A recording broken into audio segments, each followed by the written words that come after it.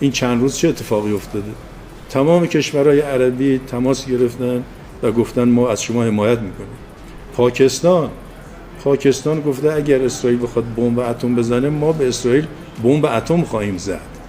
احساسات مسلمان‌ها تو منطقه فوق‌العاده رو به افزایش خواهد بود. هرچی ما قوی‌تر عمل کنیم، هرچی مردم ما همراهی بیشتری با نیروهای مسلح عمل کنن، ما از این گردن عبور کنیم، اون طرفش یک اقیانوسی از پیشرفت سیاسی، نظامی، اقتصادی انشاءالله جلوی ملت ما خواهد بود.